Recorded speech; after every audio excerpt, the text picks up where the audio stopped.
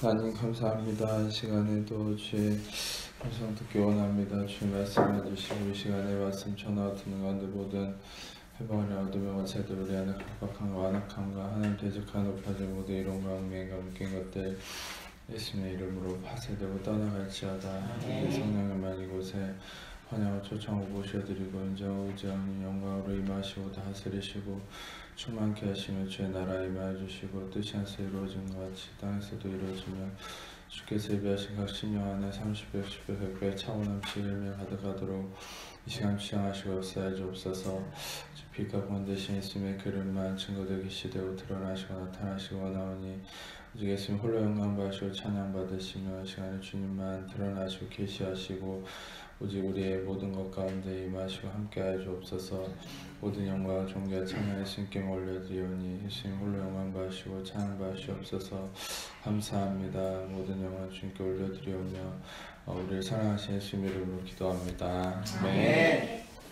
우리가 이제 로마서를 계속 하는데 제가 오늘은 한 가지 말씀드릴게요. 로마서 13장을 볼 차례인데 원래 13장 전체를 봐야 되는데 이 권세에 대한 부분을 묵상을 하면서 하나님께서 특별히 권세에 대한 부분들을 또 나누고 이 부분에 대한 정확한 하나님의 뜻과 또 하나님의 마음을 나누라는 마음을 주셔서 이 권세에 대한 부분을 오늘 좀 나누도록 하겠습니다. 로마서 13장을 보면은 이제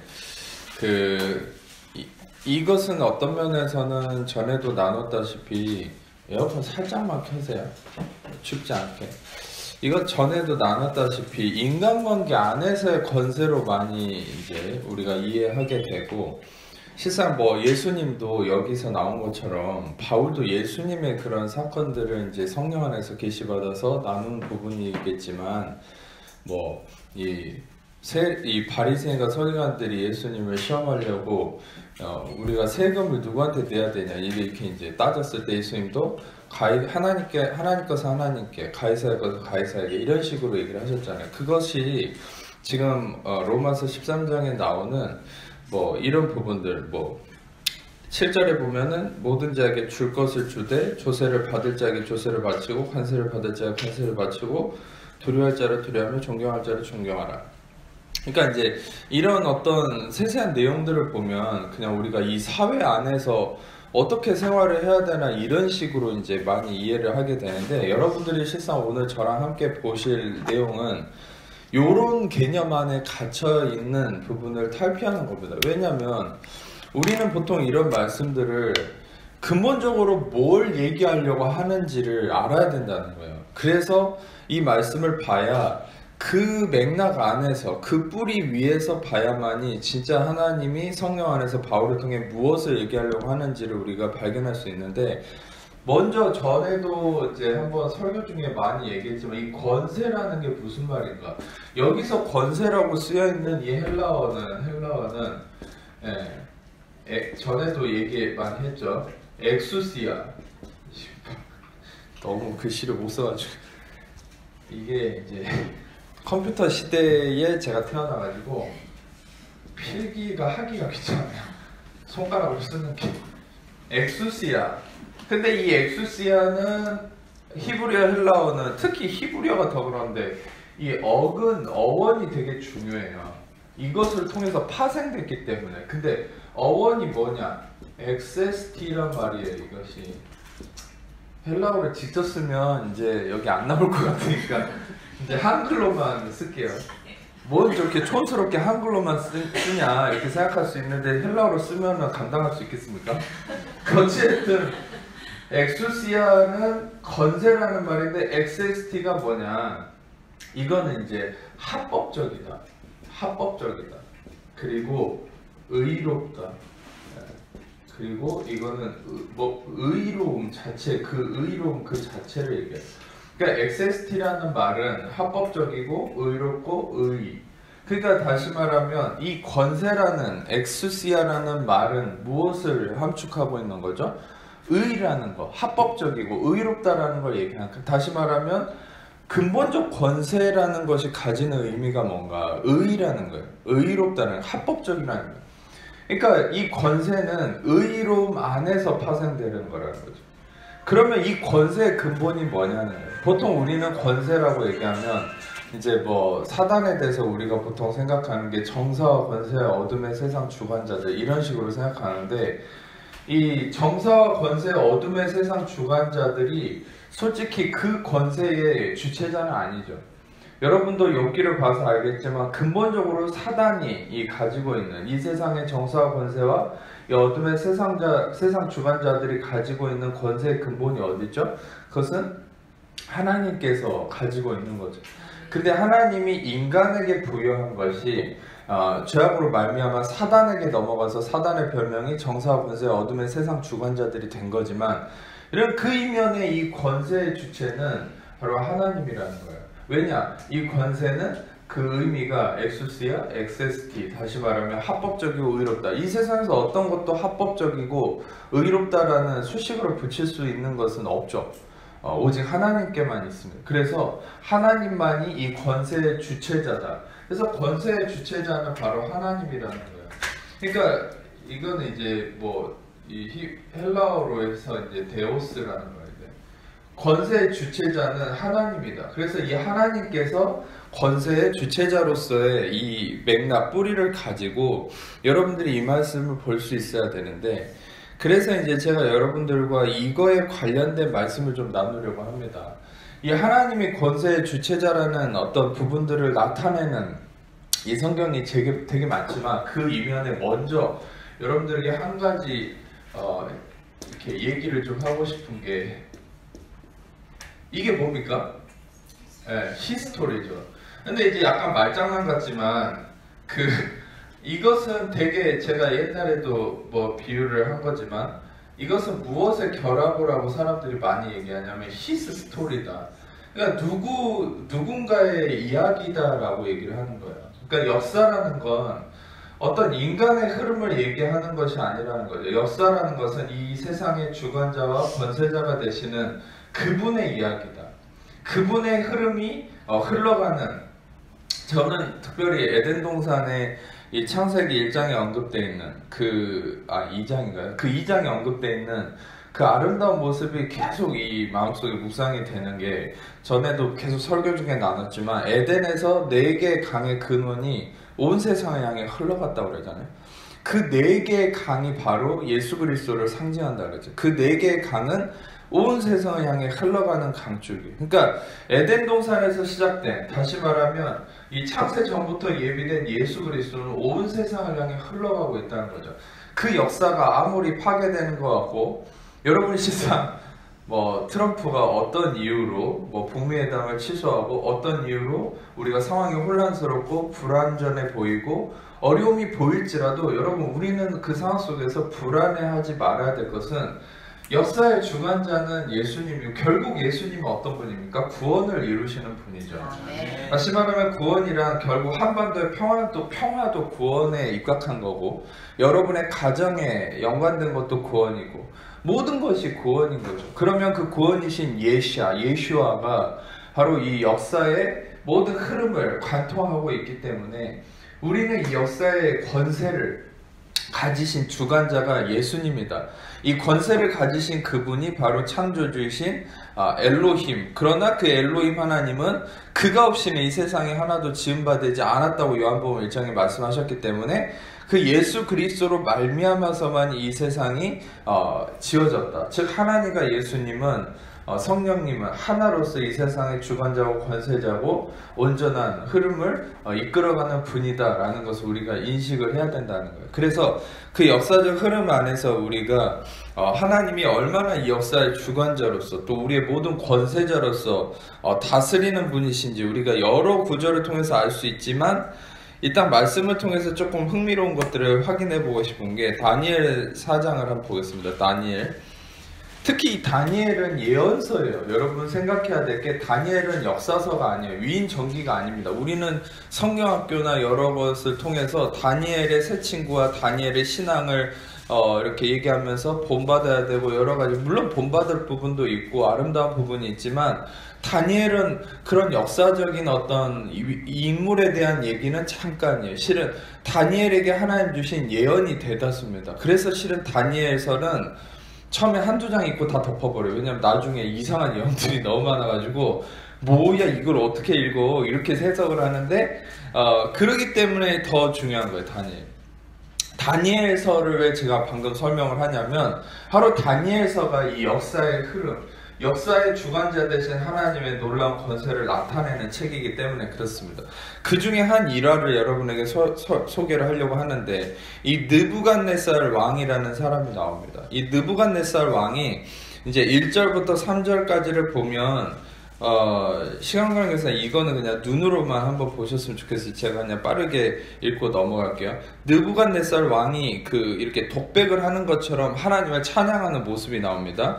모든 백성과 나라들과 각 언어를 말하는 자들에게 조서를 내린다 이렇게 얘기하면서 지극히 높으신 하나님이 내게 행하신 이적과 놀라운 일을 내가 알게 하기를 즐겨. 다시 말하면 하나님이 나에게 행하신 일을 내가 너희한테 얘기하고 싶다는 거예요. 참으로 크도다. 예, 그 이적 참으로 능하도다. 그의 놀라운 일, 그의 나라는 영원하고 통치의 대대 일. 왜 이런 얘기를 할까요? 왜 갑자기 느부갓네살 왕이 이런 놀라운 하나님을 찬양하고 이런 일을 할까? 느부갓네살에게는 하나의 어떤 사건이 생겼었습니다. 그게 뭐냐면 그 아래 쭉 내려가서 28절을 보면 눈으로 한번 따라오면서 보세요. 그냥 읽지는 말고 이 모든 일이 느부갓네살 왕에게 임했다. 근데 어떤 일이 임했냐?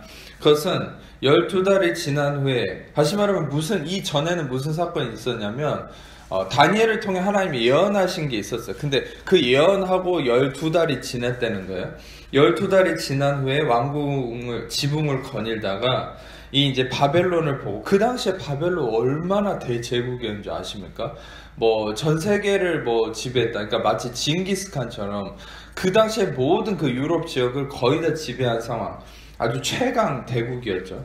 근데 이 바벨론 그 상황을 지배하는 왕으로서 내가 능력과 권세로 건설하고 나의 도성으로 삼고 이것으로 내 위엄의 영광을 나타낸 것이 아니냐. 예, 그랬죠. 다시 말하면 자기 마음이 높아진 거죠. 하나님을 인정하지 않고 다시 말하면 이 자신의 어떤 권세를 인정하고 취하기 시작했다는 거예요. 그래서 이 말이 아직도 나의 왕의 입에 있을 때 하늘에서 소리가 내려서 이렇게 얘기했다는 거예요. 느부갓네살 왕아, 내게 말하느니 나라의 왕위가 너한테서 떠났다. 더 놀라운 일이 생기죠. 네가 사람에게서 쫓겨나서 들짐승과 함께 살면서 소처럼 풀을 먹을 것이고 7해를 지나서 7년이 지나서 지극히 높으신 이가 사람의 나라를 다스리시고 지극히 높으신 이가 사람의 나라를 다스리시며 자기 뜻대로 그것을 누구에게든지 주신 줄을 알기까지 이른다. 그러니까 다시 말하면 하나님이 느부갓네살을 통해서 이 하나님의 권세가 온전한 권세라는 걸 깨닫게 해주는 하나의 사건을 일으킨다는, 그게 뭐냐? 방금도 읽었죠. 이 대제국의 왕이 갑자기 미쳐가지고 정신이 나가서 들짐승과 함께 살고 소처럼 풀 먹고 7년을 그렇게 산다는, 상상을 해보세요. 갑자기 왕이 나가가지고 미친 듯이 막 늑대 소년처럼 지낸다. 그렇게 돼버렸다는 거예요. 실제로 33절을 보면 바로 그때에 이 일이 나 느부갓네살에게 응함으로 그 일이 일어났다는 거죠. 내가 사람에게 쫓겨나서 소처럼 풀을 먹고 몸이 하늘에 이슬해졌고 머리털이 독수리 털과 같이 자랐고 손톱은 새발톱까지 되었다. 다시 말하면 진짜 하나님이 예정한 대로 됐다는 거예요. 자, 제가 한 가지 권세를 얘기했지만 여러분들에게 가장 이해하기 어려운 하나의 개념을 제시하자면 그 예정입니다. 역사와 구원도 예정이지만 역사도 하나님의 섭리 안에서, 이걸 섭리라고 표현해요. 하나님의 섭리 안에서 역사도 예정돼 있고 하나님의 권세 안에 있기 때문에 예정이 있는 거예요. 여러분 생각해 보세요. 인간의 자유의지를 왜 극대화시킨 줄 아세요? 이 하나님의 권세를 인정하지 않기 때문에. 자, 이것부터 잘 깊이 있게 들어가 보세요. 굉장히 철학적이라고 생각할 수 있지만 이건 굉장히 신학적인 문제입니다. 뭐냐? 인간은 하나님의 엑세스티, 하나님의 합법이고 의롭다 하심을 인정하지 않으려고요. 인간은. 그거부터가 인간의 선악과를 먹은 사건이에요. 거기서부터 인간은 하나님의 의를 벗어나서 자기의 의에 취했죠. 다시 말하면 자기의 의에 취했다는 건 자기의 권세를 인정했다는 거예요. 인간은 자기의 권세로 살려고 했어요. 그러니까 바벨탑을 쌓아서 하나님에게 이르려고 했죠. 인간은 지금도 자기의 권세를 인정하려고. 그러니까 무슨 문제가 생깁니까? 자유의지를 주장해요. 자기의 의에 취한 자들이 자유의지를 주장하고, 그게 바로 전에도 이제 교회사를 설명했지만 펠라기우스나 아르미니우스를 통한 이 뭡니까? 인간의 행위구원론으로 이루어진, 그들은 결국 이단으로 정죄받았어요. 근데 어거스틴으로 이어지는, 칼빈으로 이어지는 이 예정이 뭐냐? 하나님의 권세 안에서 파생되는 개념이에요. 그러니까 하나님의 주권설이죠. 이 하나님의 주권이 바로 뿌리가 될 때 이 예정이 인정되는 것이고, 실상 이 예정은 무엇을 기반으로 두냐면 이 모든 권세, 즉 하나님의 의가 모든 것의 중심이라는 거예요. 근데 인간의 선악과를 통한 죄악, 인간의 모든 그런 기반은 뭐냐? 자기의 의라는 거죠. 무화과 나무 잎으로 가린 자기의 의, 바벨탑을 통한 자기의 의, 자기의 권세. 이 자기의 권세가 바로 자유의지를 주장한다는 거예요. 자유의지를 주장하는 것은 결국 무슨 의미냐? 자유의지를 주장할수록 예정을 벗어나는 거예요. 자유의지를 주장하는 사람 치고 여러분 하나님의 권세를 인정하는 사람 별로 없어요. 그런데 실은 이거는 우리의 육신적 개념이에요. 자유의지를 주장한다는 거예요. 우리가 생각해야 될 건, 여러분들이 매번 설명하듯이 여러분의 자유의지는 그렇게 대단한 게 아닙니다. 우리가 지금 이렇게 옷 입고 여기 와 있고 뭐 이렇게 하고 하나님 예배드리고 기도하는 거 다 자유의지 아닙니까? 여러분들 그걸 알아요. 그래서 매번 제가 얘기하죠. 은총론에서 어거스틴이 얘기했던, 어거스틴 되게 중요한 사람이에요. 이 어거스틴이 얘기했던 은총론에서 뭐라 했냐? 나의 모든 자유의지도 하나님의 은혜 섭리 안에 있다. 실상 이 사람은 마니교라는 이단에 빠져서, 이 마니교가 뭐냐면 시시껄렁한 그런 뭐 성적인 타락한 그런 교가 아니라, 이 사람 굉장히 철학자고 이 사람 굉장히 그 엘리트입니다. 마니교는 굉장히 체계적이고 철학적이고 신학적인 엄청난 그 교리를 바탕으로 한 종교예요. 그러니까 논리성을 따지는 종교라는 거죠. 근데 거기서 헤어나오지를 못하는 거예요. 너무나 논리가 완벽해 보이니까. 근데 진리가 없었던 거죠. 근데 이제 거기에서 결국은 빠져나왔어요. 나중에 마니교에서. 근데 그 마니교에서 빠져나왔을 때 이 어거스틴이 무엇을 고백할 수밖에 없느냐? 내 자유의지는 하나님의 섭리 안에 있다. 다시 말하면 이 자유의지라는 게 뭐냐? 결국은 여러분 하나님의 예정 안에 있는 거예요. 자유의지는. 자유의지라는 건 예정 안에 있어요. 섭리 안에 있는 거예요. 아시겠죠? 여러분들이 이 부분이 확실하지 않으면 여러분의 의의가 무너지지 않습니다. 여러분들이 하나님의 예정과 하나님의 섭리를 인정한다는 게 바로 권세 안에 거하는 거예요. 근데 내 의의와 내 어떠함에 취해 있을수록 우리는 대번에 나타나는 건 내 자유의지를 강조해요. 내가 이렇게 해야 되냐? 저렇게 해야 되냐? 나의 선택에 매여 있어요. 맨날.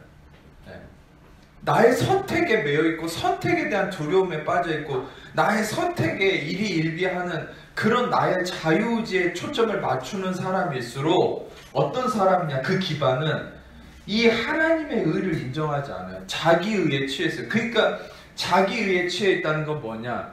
이 하나님의 권세를 인정하지 않고 하나님의 예정과 섭리를 인정하지 않고 나의 자유의지에 이끌려 사는 사람. 반대로 우리는 하나님의 섭리를 인정하고 권세를 인정하고 하나님의 의를 인정할수록 하나님의 섭리 안에서 모든 것이 예정되어 있다는 믿음 안에 있으면 우리는 결론적으로 이것을 통해서 무엇을 경험하느냐? 레스트를 경험합니다.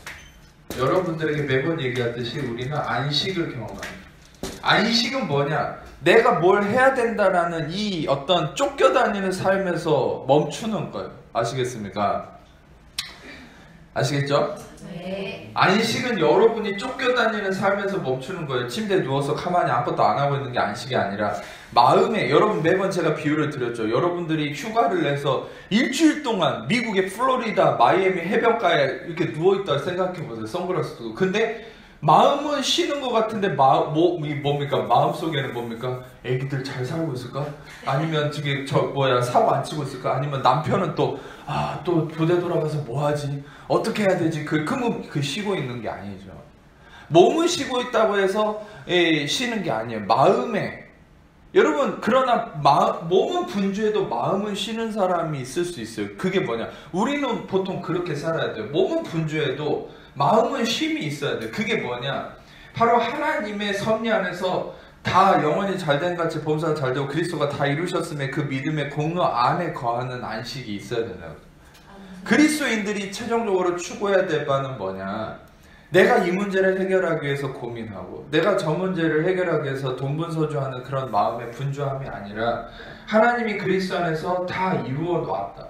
이것도 내가 고민하지만 하나님이 다 이루어놨다. 그런 마음의 안식을 품어야 된다. 근데 여기서 이 얘기를 하면 보통 어떤 식으로 반문을 하고 의문이 생기냐면, 그럼 목사님 기도는 왜 하는 겁니까? 그러면 여러분, 그래서 기도의 개념이 잘못된 거예요. 그래서 바로 그런 개념으로 기도하기 때문에 여러분의 기도가 능력이 없어요. 왠지 아세요? 기도는 여러분 성경에서 정확하게 기도는요, 하나님의 마음의 이 진리 안에서 관점에서 보면 기도는 뭘 얻어내라고 기도하라는 의미가 아니에요. 성경은.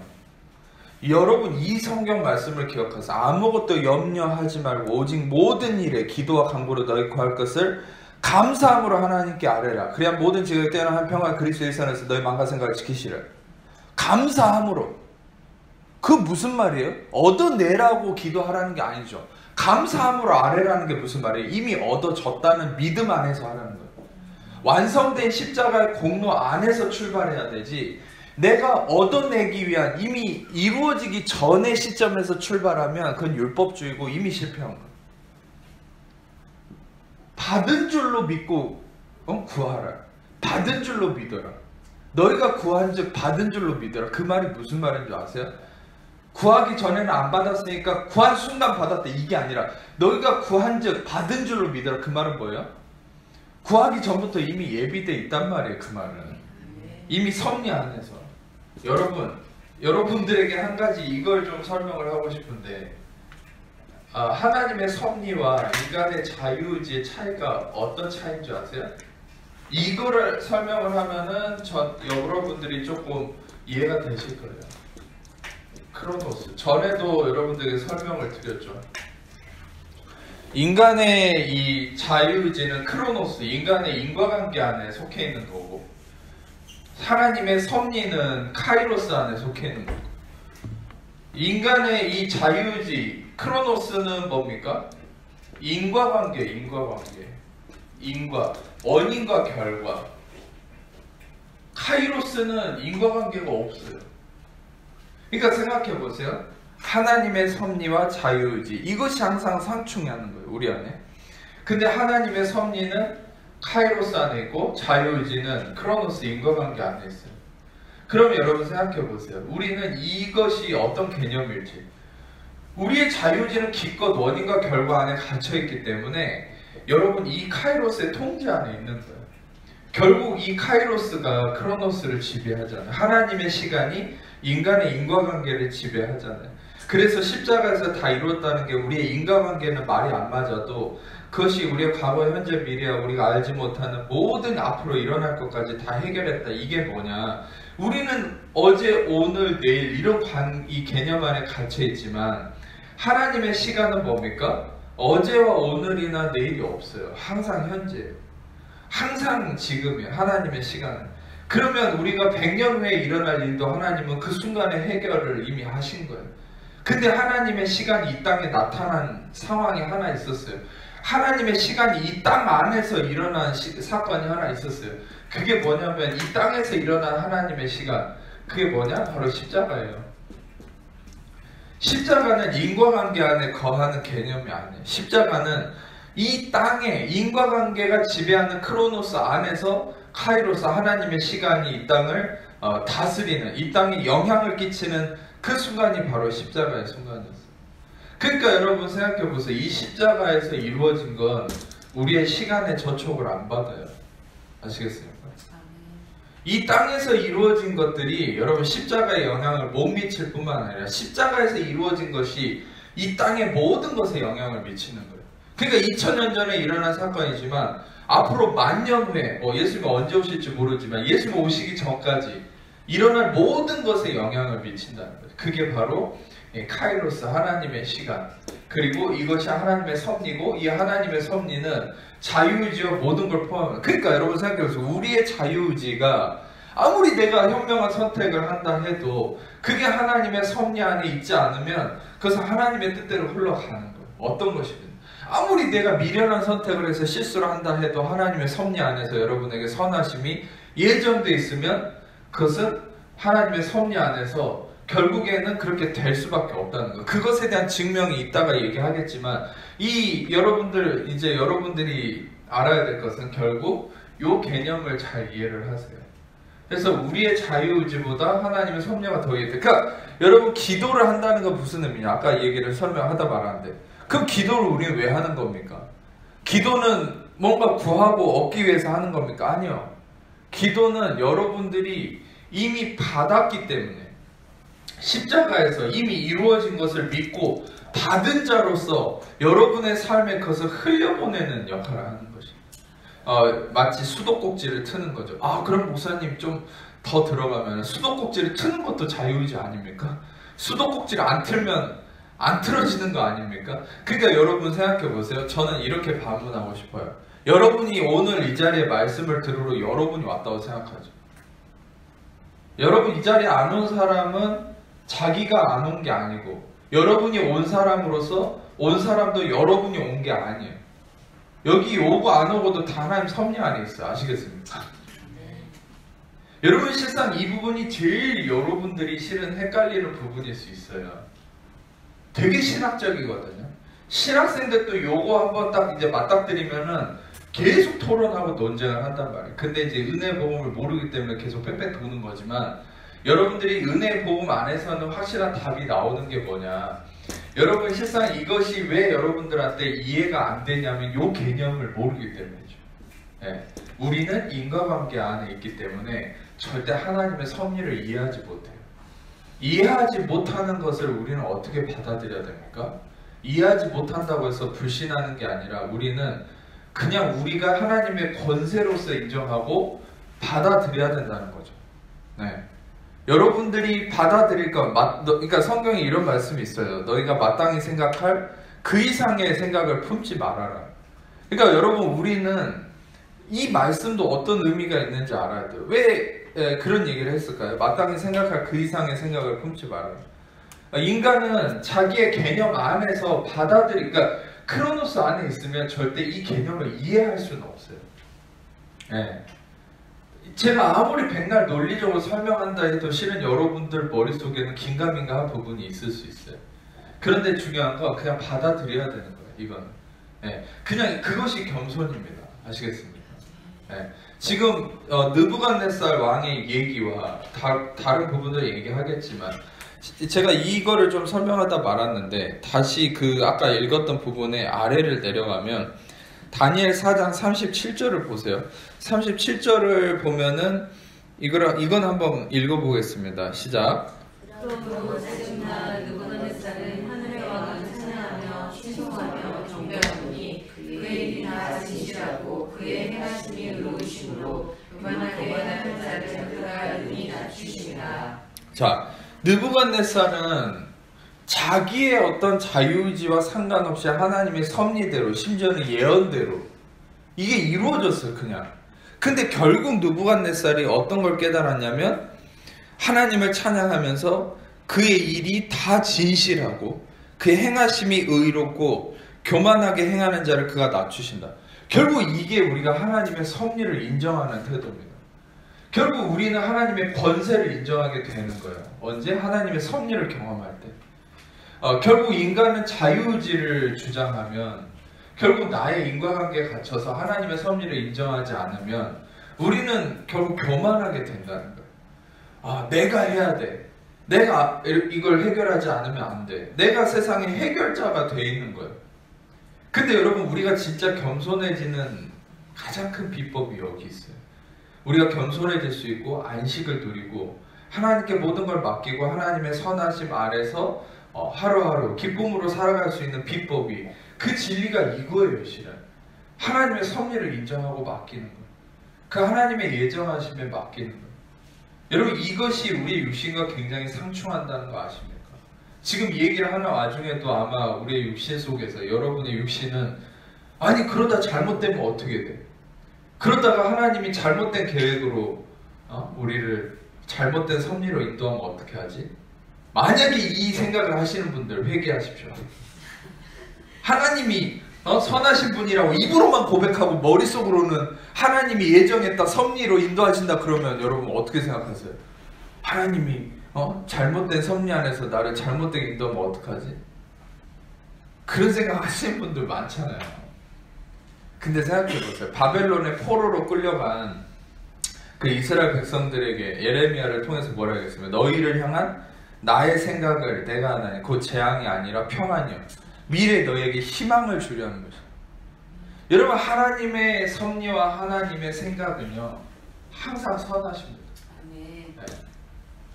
여러분들이 왜 하나님께 나를 드리지 못하고 온전히 하나님의 섭리와 예정하심에 그러니까 결국 근본적으로 하나님의 섭리와 예정을 왜 인정하지 못하는 거예요? 그것은 결국 내 안에 하나님에 대한 불신 때문에. 그 불신은 뭡니까? 하나님의 선하심을 불신하는 거예요. 여러분의 어떤 문제에 대해서, 여러분의 어떤 상황에 대해서 그걸 하나님의 이 섭리와 예정에 맡기세요. 실상 저도 좀 고민이 있었어요. 제가 은혜 복음을 설교하고 생각하다 보니까 세상에 돌아가는 거나 역사적인 것에 관심이 많이 늘어났어요. 그래서 정치적인 것도 많이 보고 뉴스도 많이 보는데 그런 걸 보면서 실상 근심이 좀 됐어요. 왜 이렇게 하나님이 은혜로 이렇게 미국과 북한의 대화 모든 것 잘 되는 가운데 있다가 왜 갑자기 이렇게 됐을까? 근데 오늘 말씀을 준비하면서 하나님이 이렇게 말씀하시는 거예요. 모든 것이 하나님의 선하심의 섭리 안에 있기 때문에 우리는 이것을 일희일비할 게 아니라 이걸 하나님에게 맡기고 우리가 할 일을 하는 거예요. 네. 그것이 원래 안식하는 법이에요. 근데 이제 반대로 생각해 보세요. 하나님 섭리와 예정하심에 뭐 나라에 대한 문제든 개인에 대한 문제든 마찬가지죠. 실상 내 개인에 대한 문제도 내가 만약에 하나님의 섭리와 예정하심에 선하신 인도하심을 믿지 않으면 내가 근심하고 걱정하고 내가 이렇게 할까 저렇게 할까 안식이 없는 거예요. 실상 제가 주일날 설교 때 이제 나눌 수 있는 부분이 있겠지만 여러분 이제 히브리어 중에 이런 단어가 있습니다. 히브리어 중에 질병이란 말이 콜리라는 말이 있어요. 홀리. 이거를 홀리라고 하기도 하는데 히브리어 중에 질병이란 말이에요. 이거는. 근데 이 질병이라는 홀리가 어디서 온 말이냐면 칼라라는 말. 할라에서 왔어요. 발음상의 차이니까 중요한 건 아닙니다. 홀리, 질병인 콜리, 칼라에서 왔어요. 이 할라가 뭐냐? 이게 바로 worn down, 다시 말하면 지친다는 거예요. 지친다. 여러분이 지칠 때 질병이 오는 거예요. exhausted, 다시 말하면 다 소진돼 버리고 지칠 때. 왜 지칩니까? 왜 사람이 지칠까요? 자기 자유의지에 취해 있으니까 지쳐요. 항상 내가 잘해야 되는데, 내가 이거 실수하면 안 되는데. 근데 진짜 여러분이 건강해지는 비결, 영원히 잘된 같이 범사가 잘 되는, 이게 하나님의 그리스도를 통해 예정하신 은혜잖아요. 믿습니까? 근데 왜 우리는 영원히 잘된 같이 범사가 잘 되는 삶을 못 누리고 질병과 이 지침에 매이는 걸까요? 그것은 자유의지에 매여 인과관계 안에 매여서 하나님의 섭리를 인정 안 해요. 왜 하나님의 섭리를 인정 안 하냐? 하나님 선하심을 의심하는 거예요. 하나님의 선하심의 섭리를 인정하는 게 바로 하나님의 권세를 인정하는 거고, 권세를 인정할 때 그 주권 안에서 하나님의 선하심의 예정이 여러분 삶에 이루어지는 거예요. 근데 우리가 이 자유의지, 이 잘못된 개념, 나의 행위, 이 자유의지를 주장한다는 결국 나의 행위에 입각하는 거고, 이게 율법주의, 이게 자기 구원론, 행위 구원론, 이런 것으로 파생되는 거죠. 다시 말하면 여러분들에게 오늘 설명한 이 섭리와 자유의지에 대한 부분은 바로 율법주의에 대한 여러분들이 어떻게 해결할 수 있는 부분, 내 안의 율법을 어떻게 해결해야 되나, 이런 부분과 아주 입각한 이 진리고 그 근본 뿌리가 되는 원리예요. 이게 다시 말하면 자유의지의 베이스로 여러분들은 율법에 묶일 수밖에 없는 거죠. 네. 그래서 여러분들이 이것들을 참고해서 우리는 결국 어떤 방향으로 나아가야 되는가. 물론 여러분들이 이런 또 한 가지 중요한 질문을, 제가 이런 질문을 많이 받고 설명을 했기 때문에 이런 질문에 대한 또 대비책을 여러분들에게 얘기를 해드릴 텐데, 그게 뭐냐, 이런 질문을 하는 사람이 있어요.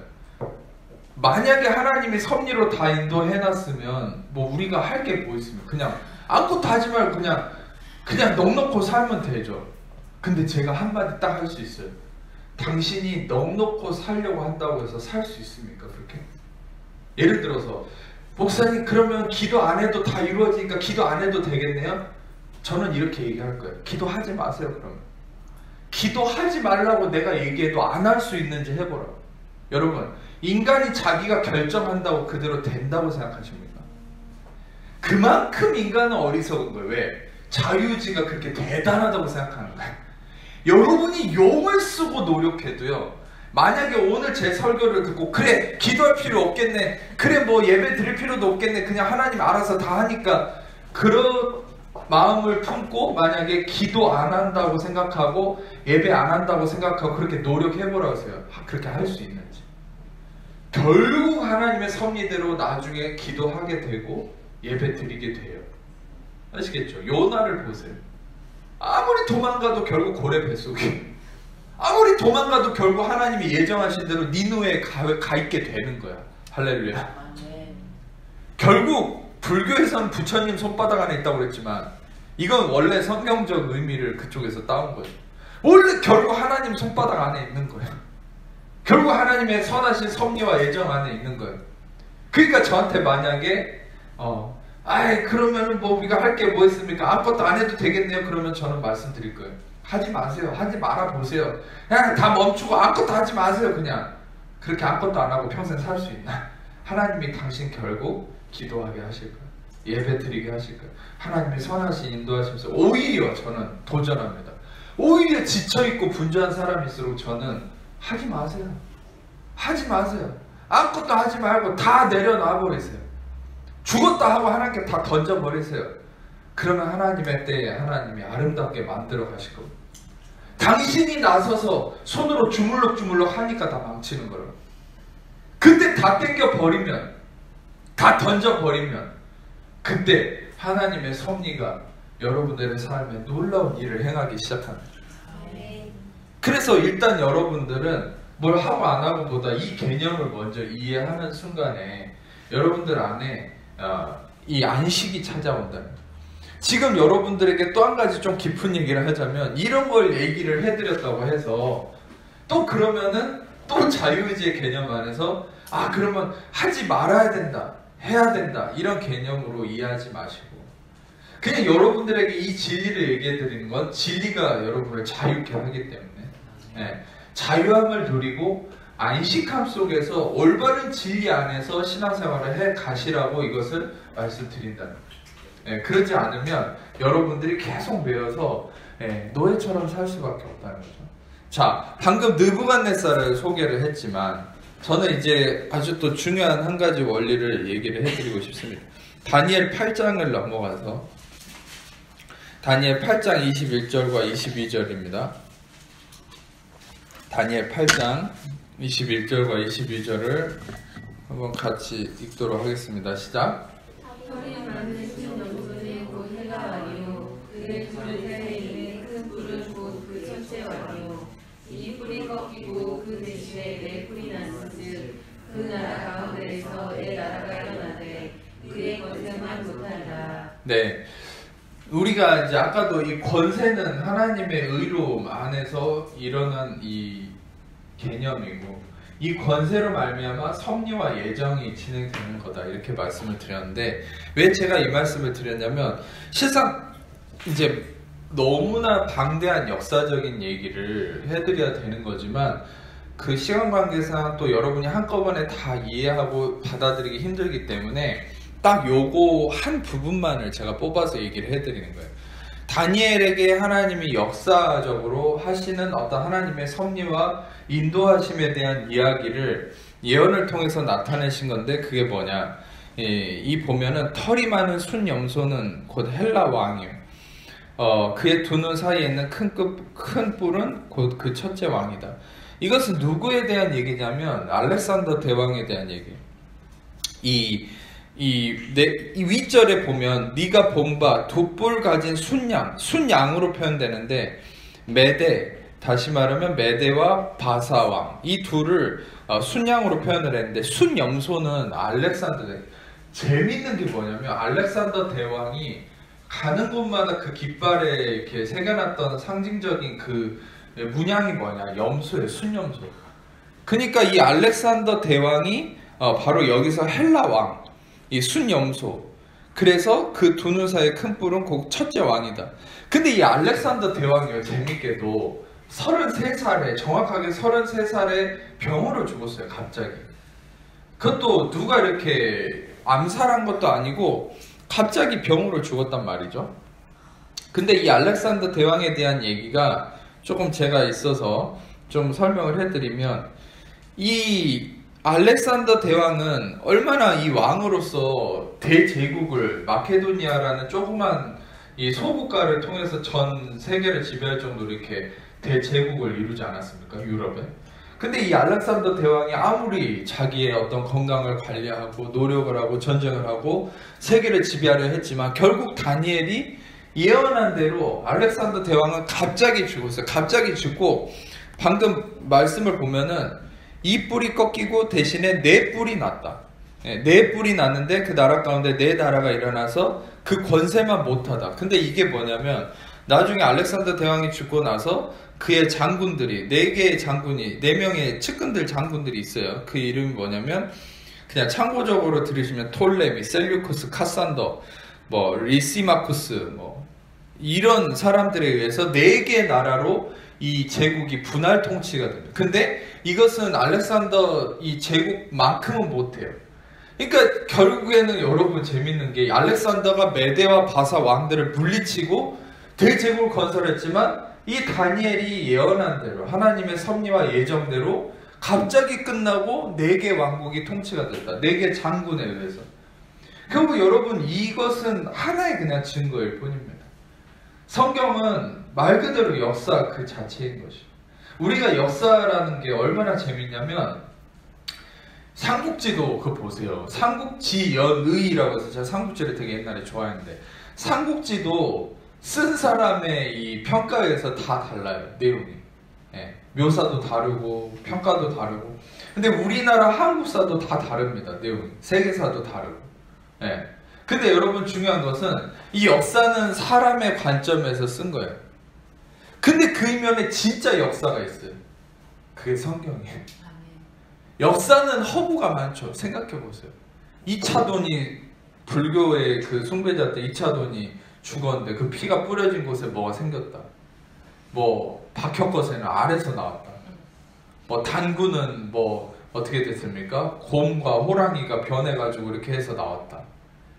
그 교합을 통해서 나왔다. 여러분 솔직히 이런 것들이 얼마나 여러분 우리가 신뢰할 만한 그런 게 아니죠. 근데 오히려 사단은 어떻게 얘기했죠? 역사, 우리가 소위 말하는 역사는 믿게 만들고 이 더 진짜 역사인 성경 말씀은 허구다느니. 솔직히 여러분 진짜 여러분 전에도 설명드렸듯이 나사에서 지구의 연대를 측정할 때 태양이 잠시 멈췄던 사건들을 그대로 재현한 부분들이 나타나잖아요. 진짜 우리 지구가 잠시 멈췄던 순간이 있다는 거예요. 이 잠시 시간이 끊긴 순간이 있었다는 거예요. 여러분 우리는 그걸 알아야 돼요. 성경이 여러분 물론 제가 얘기하기도 전부터 여러분들 하나님 말씀이 진짜 사실이라는 걸 믿고 있었죠. 근데 중요한 건 우리가 알아야 될 건 진짜 성경 자체 안에 모든 인간의 역사가 살아있다는 거예요. 그럼 왜 성경은 진짜 역사를 포함하는 책인가? 왜 성경만이 진짜 역사인가? 바로 역사의 주관자가 성경 안에만 있기 때문에. 여러분 잘 들으세요. 세상의 역사는 왜 믿을 게 못 돼요? 그것은 주관자가 없어요. 세상의 역사책에. 세상의 역사는 인간이 주체라고 생각하니까 그 역사는 다 허구예요. 인간이 자기 소견에 옳은 대로 행하면 거기에는 강간과 살인, 음란, 폭력, 미움, 죽음밖에 없어요. 그게 사사기서의 결론이라고 그랬잖아요. 근데 이 역사의 주관자가 인간이라고 표기한 모든 역사책들은 다 허구와 인간의 평가에 의해서 다 극과 극으로 나눠지는데 성경책은 왜 진짜 역사인가? 그래서 성경에 진짜 역사의 주관자가 드러나 있기 때문이죠. 그게 바로 예수 그리스도예요. 바로 그 권세이신 예수 그리스도가 역사의 주관자이시고 그것이 바로 그분이 성경의 핵심이기 때문에 성경만이 진짜 역사이고 진짜 신뢰할 만하고 진짜 사실이라는. 아멘. 이거는 종교가 아니에요. 어떤 면에서는. 제가 신앙적인 면에서 얘기하는 것도 아니에요. 지금 방금 얘기하는 거. 완전한 그게 사실이라는 거예요. 팩트라는 거예요. 그래서 여러분 그런 면에서 이런 부분들을 볼 때 우리는 뭐 미리 알고 믿었지만 진짜 하나님의 말씀은 우리가 진짜 신뢰할 만하다 그 이면에 여러분들은 어떤 걸 더 깨달아야 됩니까? 그냥 성경은 신뢰할 만하다 여기서 멈춰야 됩니까? 아니라는 거죠. 왜 이 역사가 성경의 역사가 진짜냐? 그것은 권세자가 있기 때문이다. 성경에. 자, 이 권세에 대한 맥락을 잃지 마세요. 제가 계속 이 얘기를 하고 있습니다. 자, 우리는 그래서 이제 또 우리가 말씀을 하나 더 보고 싶은데 사무엘상 8장 7절에서 9절 말씀. 전에 설교 때 나눈 거지만 이 말씀을 또 좀 같이 나눌게요. 사무엘상 8장 7절에서 9절 말씀. 찾으신 분들부터 같이 읽어보겠습니다. 시작. 여호와께서 사무엘에게 이르시되 백성이 내게 한 말을 다 들으라. 이는 그들이 너를 버림이 아니요 나를 버려 자기들의 왕이 되지 못하게 하려니라. 내가 그들을 애굽에서 인도해낸 날부터 오늘까지 그들이 모든 행사로 나를 버리고 다른 신들을 섬긴같이 내게도 그래하노다. 그러므로 그들의 말을 듣되 너는 그들에게 엄히 경고하고 그들을 다스릴 왕의 제도를. 네, 원래 하나님의 의도는 하나님이 왕이시고, 즉 근본 왕이신 예수 그리스도가 왕이심을 원했죠. 하나님의 원래 마음의 의도는 뭐였는지 그것이 이사야서에서 명확히 드러나요. 이사야 9장 6절에서 7절 말씀. 하나님은 원래 누가 왕이 되기를 원하시는지 이사야 9장 6절에서 7절에서 명확하게 얘기하고 있습니다. 우리 찾으신 분도 같이 읽어볼게요. 이는 한 아기가 우리에게서 낳고 한 아들을 우리에게 주신 바 되는데 그 어깨에는 정사를 메었고 그 이름은 기묘자라 모사라 전능하신 하나님이라 형존하신 아버지라 평강의 왕이라 할 것임이라. 그의 정사와 평강이 더함이 무궁하며 또 다윗의 왕자와 그의 나라에 군림하여 그 나라를 굳게 세우고 지금 이후로 영원히 정의와 공의로 그것을 보존하실 것이라. 만군의 여호와의 열심히 이를 이루시리라. 아멘. 중요한 것은 하나님의 원래 의도는 영원한 왕, 평강의 왕, 의의 왕, 정사와 권세를 그의 어깨에 맨 자, 바로 기묘자, 모사, 전능하신 하나님, 바로 이분 누구시죠? 예수 그리스도. 예수 그리스도 그분만이 왕이 되시고 그분을 왕으로 섬기는 모든 인류가 되기를 원하는 게 하나님 마음이었죠. 그래서 하나님이 원하시는 바는 그 아래 7절에 얘기하는 것처럼 인간의 열심이 아니라, 너무 중요한 거예요. 이게 이 마지막 부분을 좀 참고하세요. 만군의 여호와의 열심이 이를 이루신다. 여러분 결국 아까도 얘기했듯이 인간의 자유의지에 취하면요 인간의 열심을 강조하게 되는 거예요. 근데 우리는 인간의 열심으로 구원받은 게 아니죠. 우리가 구원받기 위해서 한 건 아무것도 없어요. 우리가 땀 흘린 것도 없고요. 우리가 할 수 있는 것도 아무것도 없어요. 예수님이 땀을 흘리셨고 저주를 받으셨고 하나님의 열심으로 이 일을 이루셨습니다. 할렐루야. 하나님의 열심이 중요해요. 하나님은 이스라엘 하나님 졸지도 않고 쉬지도 않고 주무시지도 않는다. 즉 여러분 룻기 3장에 얘기한 것처럼 그가 이 일을 마치기까지 쉬지 않으시리라. 너는 앉아 있으라. 여러분 우리가 앉아 있어야 그분이 일하십니다. 여러분 우리가 안식해야 되는 거예요. 그 안식하려면 그분의 섭리를 믿어요. 이 섭리가 뭐냐? 바로 이 섭리라고 얘기하는 이게 바로 하나님의 열심입니다. 이 섭리라는 게 바로 하나님의 열심을 얘기합니다. 이 하나님의 통치, 하나님의 권세 안에 행하심, 이게 바로 하나님의 열심을 해요. 하나님의 열심이 이 일을 이루신다. 바로 평강의 왕, 의의 왕이 이 땅을 다스리시면 하나님이 이루신다. 근데 이제 그것을 인간이 거부했다는 거죠. 실상 이것은 어디서부터 일어난 거냐면 이 거부는 아담으로부터 일어난 거예요. 실상 왕이신 예수님을 그분의 통치권 안에 거하는 자, 그래서 아담은 이 땅을 다스릴 권세자로 섰지만 이 아담이 이 왕이신 예수님을 거부한 거죠. 그래서 자신이 왕이 되기를 원하고 선하심을 나와서 선악과를 먹은 거예요. 실은 그는 자기가 통치권을 갖겠다고 하는 거예요. 선악과를 먹었다는 거예요. 근데 결국 이제 또 한 사건이 나타나는 거죠. 그게 뭐냐면 아까도 했듯이 사무엘상 8장 7절에서 9절에 예수님을 왕으로 세우고 왕의 예수님의 통치 아래 거하기를 원하는 하나님의 은혜 계획이 다시 말하면 이스라엘에게 또 거부당. 그게 뭐냐? 왕을 달라. 이방인들도 왕이 있는데 우리에게 왕을 달라. 그래서 하나님 뭐라고 이걸 표현하냐면 너희가 나를 버렸다. 마스라고 얘기합니다. 여기서 버렸다는 건 거부하고 거절하고 심지어 멸시했다는 거예요. 하나님을 멸시했다는, 거절했다는, 거부했다는 거예요. 즉 여러분 저는 이렇게까지 좀 적용할 수 있다고 생각해요. 우리가 예수님을 왕으로 섬기지 않고 하나님의 권세를 인정하지 않고 하나님의 섭리를 인정하지 않고 나의 자유의지와 나의 어떠함에 취해서 하나님의 예정이 아닌 내가 이루어가려는 이 마음, 육신의 개념, 이 율법의 행위에 취해 있는 삶을 산다는 건 그것은 바로 예수님을 거부하는 거예요. 멸시하는 거예요. 그게 매번 얘기했듯이 갈라디아서 2장 21절에 만일 의롭게 되는 것이 율법으로 말미암았으면 그리스도께서 헛되이 죽으신 거다. 이게 무슨 말입니까? 바울이 이거는 반대로 비판한 거죠. 그리스도께서 헛되이 죽으셨다고 얘기할 정도로 너희는 그리스도를 멸시하는 거라는 거예요. 거부하고 무시하는 거라는 거예요. 언제? 나의 의롭게 됨이 나의 행위로 말미암은 거라고 주장한다면 결국 우리가 자유의지나 나의 어떠함에 취해 있고 나의 이 어떤 결정과 나의 행위에 일희일비한다는 건 그것은 결국에는 하나님의 권세와 섭리와 예정과 하나님의 이루시는 하나님의 열심을 무시하는 거죠. 왕이신 하나님을 근본적으로 그 권세를 인정하지 않고 거부하는 거라는 거예요. 이스라엘 백성처럼 8절에 내려가 보면 애굽에서 인도하여 낸 날부터 오늘까지 그들의 모든 행사로 나를 버렸다. 여기서는 아자부라는 말인데 또 떠나다, 저버리다, 포기하다, 완전히 버려둔다.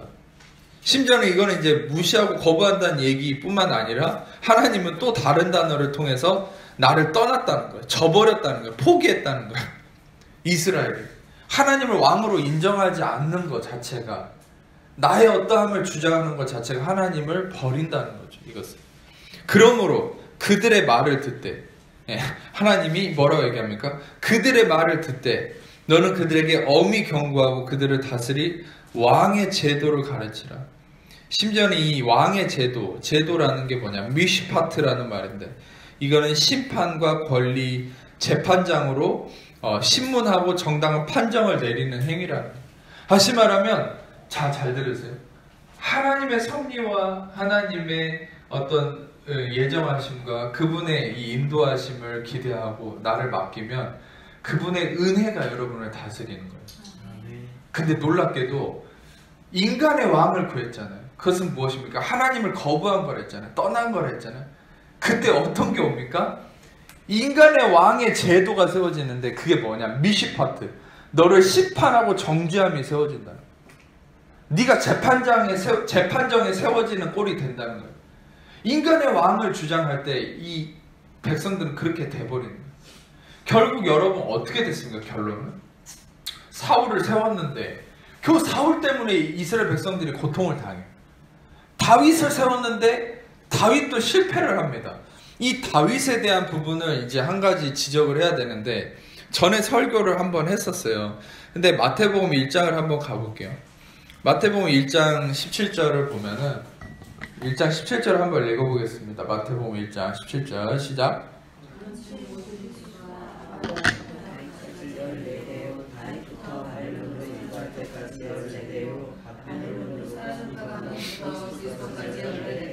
예, 재밌는 것은 여러분들에게 짧게 좀 시간 관계상 짧게 설명을 하면 아브라함으로부터 다윗까지 14대가 맞아요. 근데 다윗부터 바벨론으로 사로잡혀 갈 때까지는 실상 세보면 위에 언급된 거를 세보면 15개예요. 그리고 아래는 14대가 맞아요. 그 가운데는 왜 15대인데 왜 14대로 표기했을까? 이걸 가지고 이제 성경이 틀렸다고 주장하는 사람들이 있는데 아니에요. 이게 이제 정확하게 성령의 뜻을 알아야 돼요. 이게 은혜 복음 안에서만 온전히 해석이 되는. 전제로 얘기 드리면 여러분 성경은 하나도 틀린 게 없습니다. 성경은 어떤 것도 오류가 없습니다. 할렐루야. 물론 번역상의 오류는 있다 해도 성경 자체가 틀린 건 하나도 없어요. 아시겠죠? 성경은 가장 완벽한 책입니다. 아멘. 다윗부터 바벨론으로 사로잡혀간 여고냐 때까지가 실제로 세보면 15대인데 왜 14대라고 했을까? 여기서 누구를 빠뜨렸냐면 누구를 빠뜨리고 성경을 적을 때 성령님이 이 성경의 저자이신 성령님이 누구를 여기서 빼버린 거냐면 다윗을 빼버린 거예요. 다윗을. 왜 다윗을 빼버렸을까요?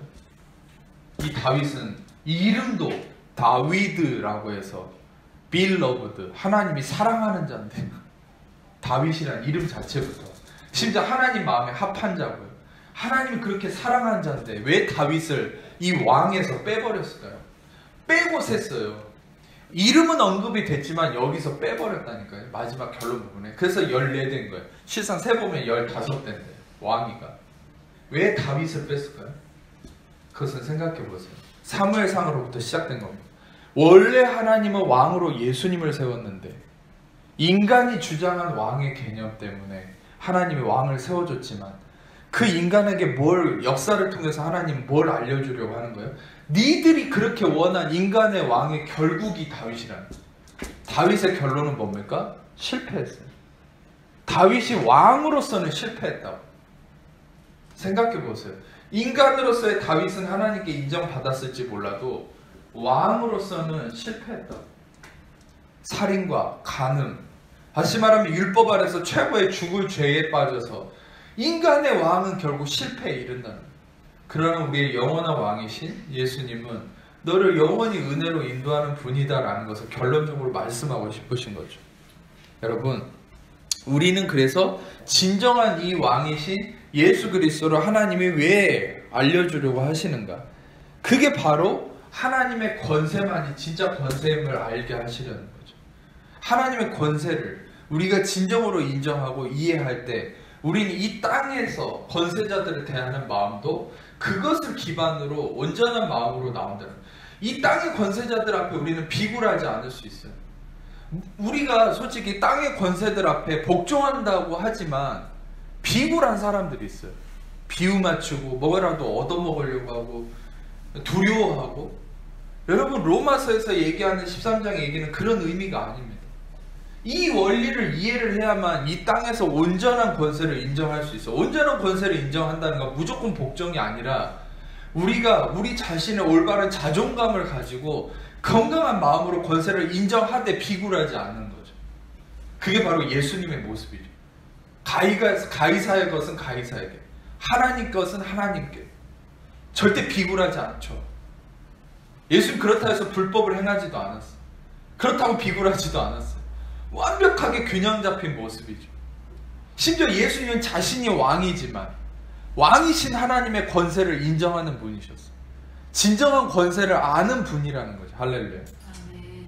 우리가 바로 그 권세를 올바로 이해해야 되는 부분이 있어야만 이 땅에서 올바른 권세 안에 움직일 수 있기 때문에 실상 앞에서의 이 설명들을 많이 한 것이 마지막으로 좀 요것만 나누고 이제 마칠 건데 히브리서 7장 말씀을 좀 보겠습니다.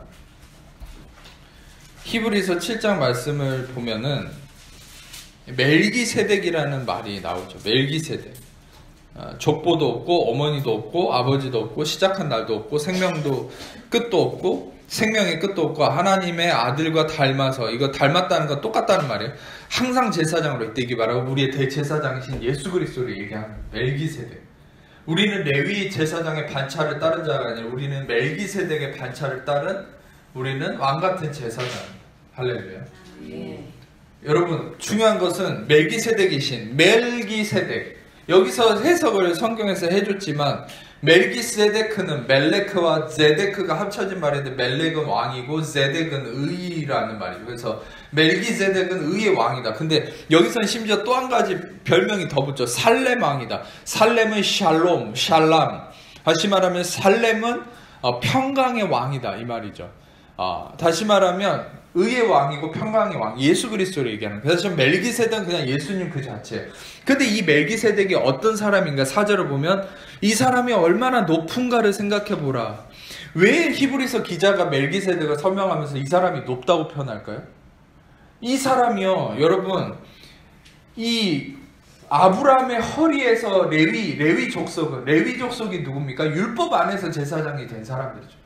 근데 레위 족속은 아브라함의 허리에 있었다는 게 뭐죠?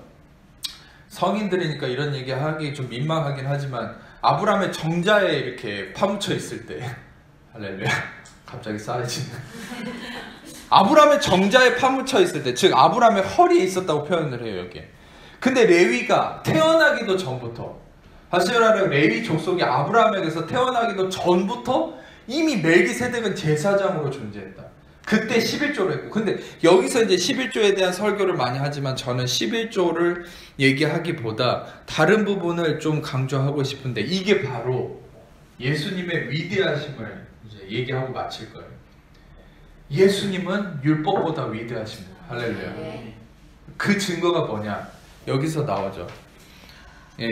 10절에, 히브리서 7장 10절에 이는 멜기세덱이 아브라함을 만날 때 레위는 이미 자기 조상의 허리에 있었다.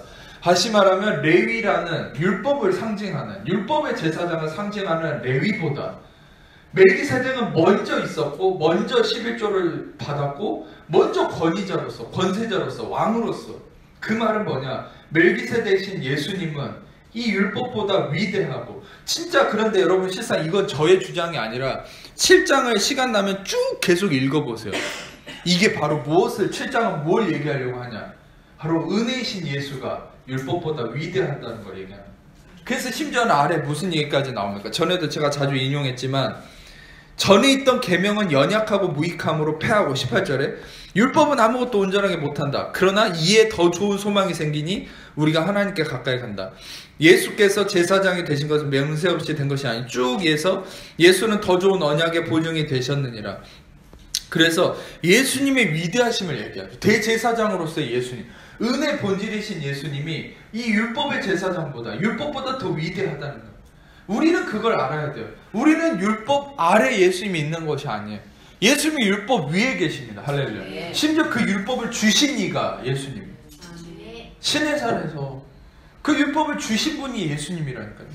그러니까 가늠하다 현장에 붙잡힌 여인 앞에서, 여러분들 그 흙바닥에 쓴 게 아니에요. 돌바닥에 쓴 거예요. 그 회당은 다 돌로 돼 있거든요. 근데 그 여인 앞에서 다 돌로 그 여자를 죽이려고 하니까 예수님이 바닥에다가 쓰잖아요, 손가락으로. 근데 그걸 보고 사람들 안에 양심이 일어나서 다 돌을 버리고 도망갔죠. 왜입니까? 그들 안에 무엇이 계시가 일어난 겁니까? 지식적 계시가 아니라 영적 계시가 일어난 거예요. 그 사람들 안에. 뭐냐? 돌바닥에 손가락으로 쓴 이 손가락이 뭐냐는 거예요. 바로 십계명의 돌판. 그것도 2번 썼죠. 왜 2번 썼습니까? 한 번 깨먹었으니까. 그래서 2번째 줬잖아요, 이 십계명. 그러니까 다시 말하면 2번 쓰는 거죠. 이 돌에 쓴 손가락, 이 하나님의 손가락, 이걸 기억나게 하는 거예요. 영적 계시가 일어난 거죠. 다시 말하면 여러분, 이 율법을 주신 이도 예수님이에요. 그건 뭐냐? 예수님이 율법 위에 있는 분이라는 거예요. 예수님은 바로 최고의 권세자예요. 바로 진정한 왕이라는 거죠. 여러분, 제가 오늘 이 말씀을 드린 이유는 뭐냐? 여러분들이 이 말씀을 통해서 여러분들 안에 진정한 권세자이시고 왕이신, 또 아까도 이 설명해 드렸던 섭리와 이 하나님의 예정하심에 대한 이 말씀의 개념이 여러분들 안에 자리 잡을 때, 여러분들은 더 이상 동분서주하고 불안해하고 걱정하는 삶을 살지 않게 되는 거예요. 왜? 왕이신 예수님이 든든하게 여러분의 삶에 닻을 내려서 정박해 있는 거예요. 여러분, 소망에, 소원의 항구에 정박해 있는 거예요. 풍랑이 일어도 여러분의 이 배가 떠내려가지 않는 거예요. 불안해하지 않는 거죠.